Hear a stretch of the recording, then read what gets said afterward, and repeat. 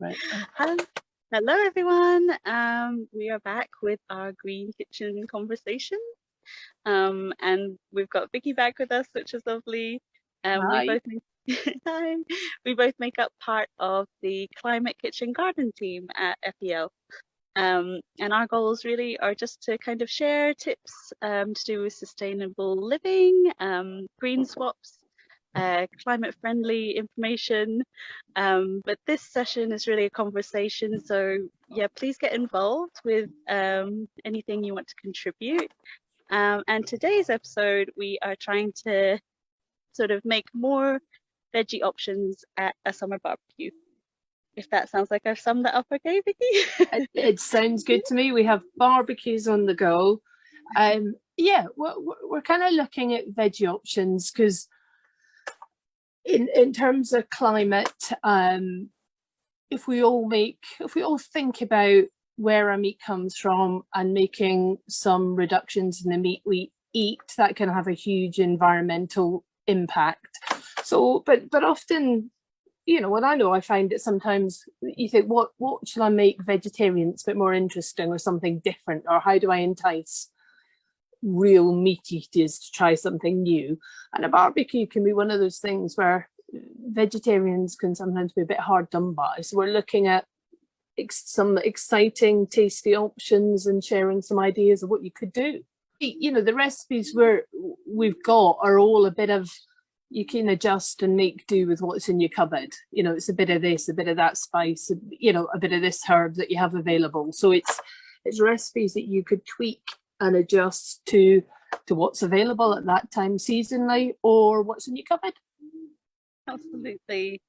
And I guess I always just have to make clear, because I work with the Regional Food Project as well, and we do work with a lot of meat producers in Scotland. And so, when we're talking about reducing our meat, we're by no means saying that everyone has to have a vegetarian diet, but it's just about being really conscious about, the type of meat that you are eating and really getting as many vegetable meals in as you can. So there is quite a difference between mass farmed meat and your local, small holding. So as you said, Steffi, we want, for us to become meat conscious, to think about where our meat's coming from, because meat is definitely part of the diet I have, and it's thinking about where it comes from and where you're sourcing it from. Yeah. But the joy of vegetables is that they are so good for you. So what are you planning to make today, Vicky? So I have a couple of things we're going to do today. So I've got some corn on the cob that's going to go, and I've got I've prepared a butter that's going to go with that. And within the butter, we have got, let me just check my ingredients. I've mixed it together already. So our butter has some coriander in it. It's got some chili powder, some paprika seasoning, and some lime, and that's all mixed together. So what I'm going to do with the corn on the cob is I'm going to brush it with some oil, put them onto the barbecue, and then we'll finish it off with the butter at the end. So that's one of the things we're going to look at. And then we have got our cauliflower steaks we're going to do. So within those, I have gone with quite a spicy topping to go on those, and I've got a couple of different bowls here, and again I have to just refer to my ingredients I've used. So we've got a mixture of chipotle paste in it, we've got some honey, we've got some lime, we've got some garlic, we've got some paprika, we've got some salt in there. So there's quite a lot of spice and just a lot of really lovely flavors to go on to it.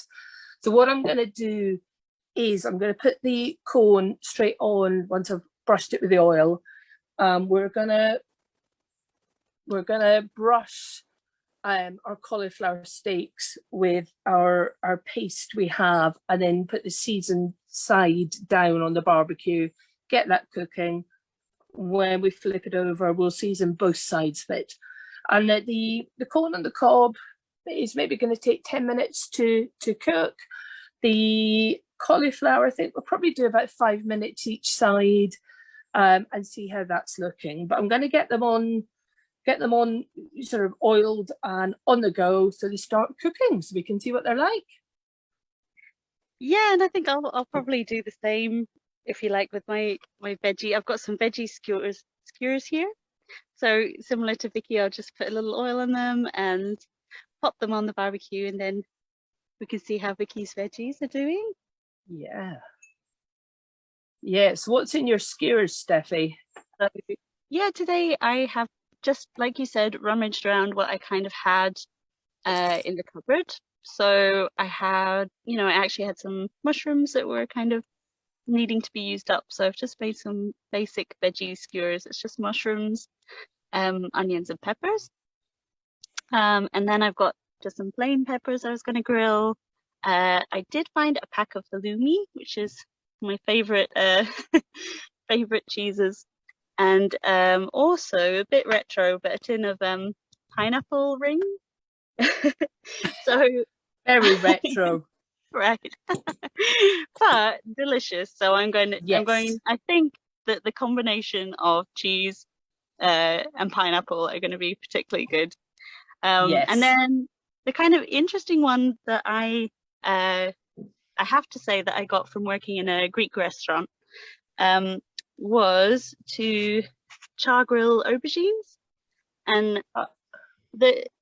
so, this looks very, very burnt and not very appetizing, but actually the flavor of aubergines when you smoke them over a flame or on a barbecue is perfect.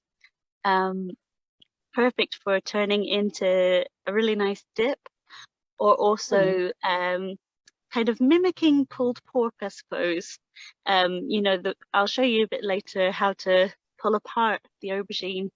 And then, you can pop it in a nice roll with, some nice barbecue flavorings, or even just on its own, but with some salad or sauces. And it's just really, really Moorish.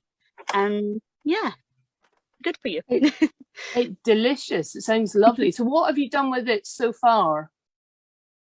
So far, just because it took a bit of time, you would just put your raw aubergine straight onto the grill.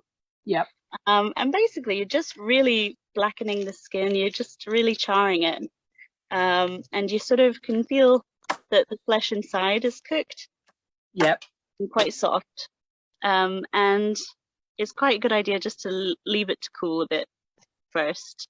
And then really you should be able to just peel off the skin, and underneath you'll have like the aubergine flesh. So let me see if I can show you with one hand.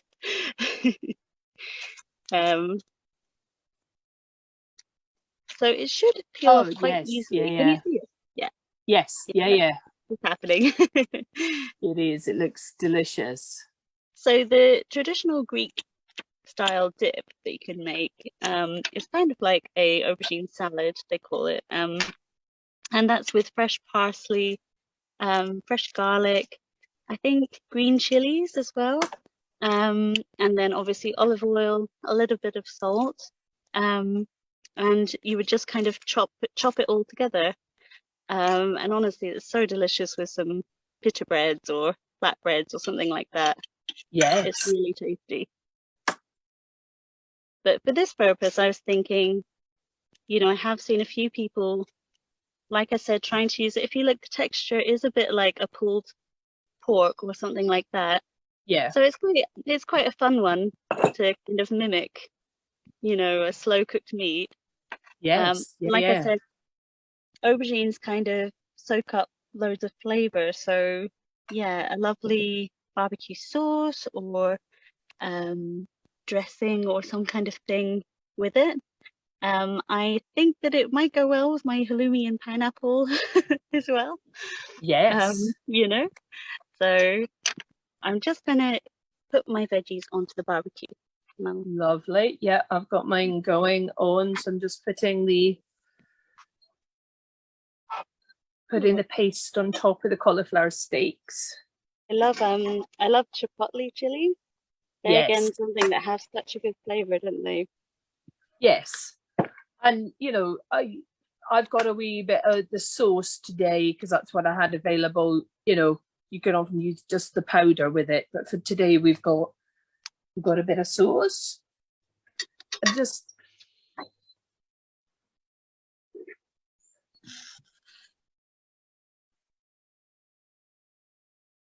It looks so nice once you've got everything on the grill. oh, it's glorious. The colours, it's just So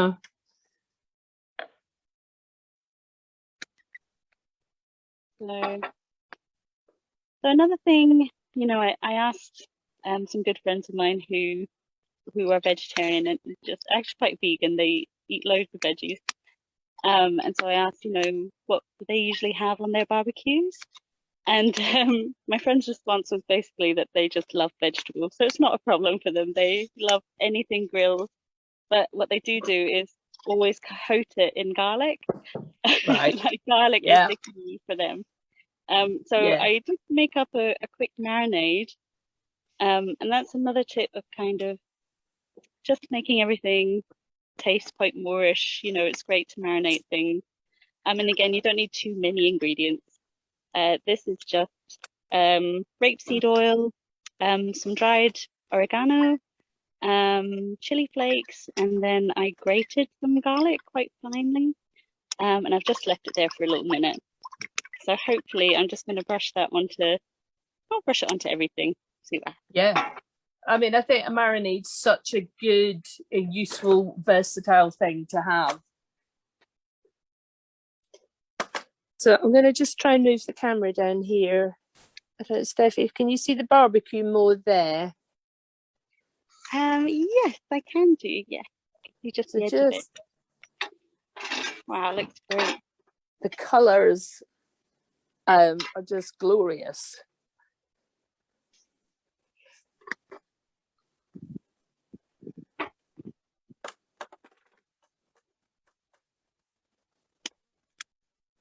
And so, Vicky, you were saying that you're not going to add your butter on, you're going to cook it first and add it on afterwards. Is that just because butter, does that just smoke a lot on the barbecue when you put it on? I think it will. I'm also, I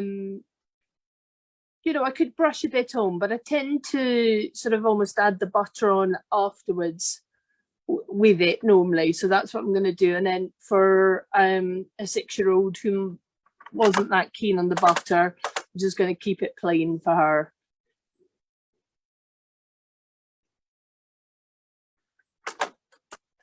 I'm just turning the sweet corn, just keeping an eye on it, see how it's cooking, and it's just starting to turn that lovely brown color we're looking for. And the cauliflower steaks I'm leaving for about 5 minutes, and then I'm going to flip them over. It's just looking lovely. I am just going to attempt to flip over the cauliflower steaks. One of the challenges with the cauliflower steak can be sometimes they can fall apart a bit. Thing that we should mention is if you don't want to be barbecuing these, all these could be done under the grill. So would you say the same of yours, what you're cooking? Yes, absolutely. Yeah. Like the aubergines, for example, it does need an open flame, but you can use, if you have gas, you can use your stove top. Okay. Yep. Or if you're campfire. Yes. And then the rest, yes, absolutely. You can grill, or you could roast them, or even just in a pan or something like that. So yeah, it's versatile for sure. Yeah, which is kind of great. Yeah, versatile's such a good thing. It's such a nice smell, isn't it, when you barbecue? You can always tell when someone's having a barbecue. It's really nice. Summery smell. Totally can. You think, oh, somebody's barbecuing somewhere. Yes. Yeah. No, I'd say I'm a big fan of a barbecue. I'll show you my veg are quite charred now, in a good way. Oh, see that? So good. I'm loving the colours as well. Yeah, it is nice, isn't it? And actually, these are so super quick. You know, that Yep. wasn't long at all, and they're all kind of ready to go, really. Roger, do you have any favorite barbecue things that you usually like? I would say your favorite would be corn on the cob, wouldn't it? You would just eat all of them, wouldn't you? Oh, Yes, it's so definitely. delicious. Oh, it's this, and it's lovely on a barbecue. It's great because it's just like finger food as well, isn't it? You can kind of messy but delicious. But Just totally delicious, yes. So what are you going to do with your pineapple? well, I think I'm trying not to eat too much bread, so I'm probably just going to make a stack of Yeah, peppers, halloumi, pineapple, maybe make an aubergine dip and lovely. have salad. Maybe share it, maybe not. Yes, But definitely a very luxurious lunch awaits. totally, but a very achievable one. You know, we're Exactly. using what we have. We've got the barbecues out, and we're tasting. You know, we've got some delicious veggie food, really lovely veggie options on the go.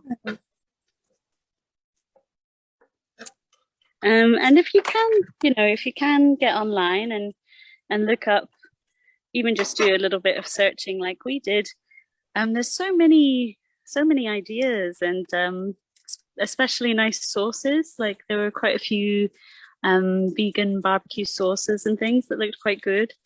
And you know, sometimes just like an array of condiments helps as well.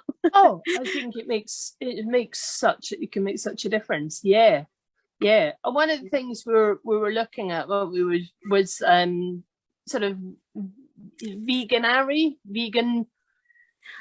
That's right. Yes. So have you ever tried it? I actually I would say that I've never committed to a full month. I've definitely tried spells of saying, you know, I'll have a few weeks trying to be vegan. I found it a little bit difficult because I have a partner who is very much not not a vegan. So, you know, Yep. when you're communal cooking, it is quite tricky. But we did manage some interesting swaps to, you know, take forward. But actually, it's not too hard of a challenge in the sense of it is, you know, I think veganuary, the idea of it is just to commit to a month. They've got so many great resources on their website, haven't they? You know, they've got recipes and ideas, and you've got a community there. So if you do it in January, the idea, I suppose, is that quite a few other people in the country are doing it. I don't know if it's global yet, but that much I don't know. No. But definitely, it's quite good to challenge ourselves, and you know, I think the community aspect of those national challenges or celebrations are really what's the best thing about them, that you can kind of, you're not the only one doing it. Yeah, there's that support, encouragement, sharing of ideas. So we'll pop you know, anything that we found, we'll pop in the description of our video. So if you know, if you are looking for some recipes, or like we said about veganuary and things like that, yeah, we'll pop a few links, and please feel free to share your own as well. Yeah, we'd really love to hear from you, to see if there's anything that we haven't spoken about, because you know, we really just focus on quite niche small topics, don't we, Vicky? And Yes, yeah. There's so much else to talk. Yeah, as with all the sessions we're looking at, it's about creating some conversation. So share your inspiring recipes, share your thoughts, share things that you've oh, I've been caught by the smoke. I'll have to move out the way of the smoke. But yeah, share your thoughts, your inspirations, your learning with us, because it helps us all to think about what we're doing, the approaches we take to food, and we're all looking for some inspiration in terms of recipes. So we're, yeah, as Steffi said, we're really keen to hear from people. And I'll just give you a shot of the pineapple. Oh, nice. So you need much of an idea of what it would look like, but it's quite satisfying getting the grill marks on them. Yes, that's one of the nice things about it. And because they're, they're quite sugary, you get a nice caramelized edge to them. So it's very tasty with savory food sometimes to have a bit of sweet, I think. And I think those are done.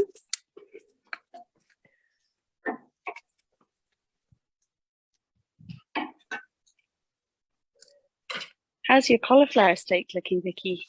They're looking good. I would say we're about there with them. Oh, exciting. So they're just slightly beginning to fall apart. So I'd say we've got some cauliflower steaks and some cauliflower pieces, but that's all good. It's about the taste. It's all going in the same space. Yes. And then I think the corn on the cob's looking pretty good as well. So I'm going to start to put some butter on some of that. Yeah, so how are you going to enjoy your cauliflower steak? Well, realised I didn't bring some plates out with me, which I should have done for serving them with. So we need to get some of those. But I think it's going to be, we've got some green salad from the garden. So we're going to do a plate, put the corn on the cob, put the butter on, some cauliflower steaks, some salad. That's as you say, a very luxurious, tasty lunch. I think that sounds delicious, and I'm still think that you should make your amazing yogurt flatbreads that you do, Vicky. I think that would also be really nice. They would be excellent with the barbecue, and they're so simple. You could just have them with anything. It'd be great with Steffi's aubergine dip, and they're just made with some flour, some self-raising flour, some natural yogurt, mixed together and rolled out into really, really thin circles, and then cooked really quickly on either side. And then you have some delicious, really simple flatbreads, which would be perfect to go with our delicious lunches. So I think that's me finished. I'll just show you the finished kind of plate, if you can see that. Oh, sorry, hold it around the right way. And that looks amazing. And the aubergine doesn't look pretty, but I promise it tastes really, really delicious. Oh, yeah, no, I'm really keen to try that. That's fabulous inspiration. So I think we enjoy our lunches. That's right. Well, thank you for joining us again, everyone who's stayed till the end. We are doing one more next, which will be around preserving. So we quite like being outdoors, so we might try and challenge ourselves to be doing it outdoors again, just because it's a lovely thing. I think that would be fun. Yeah. So thank you again, and bye for now. Yeah, thank you. Bye. Bye.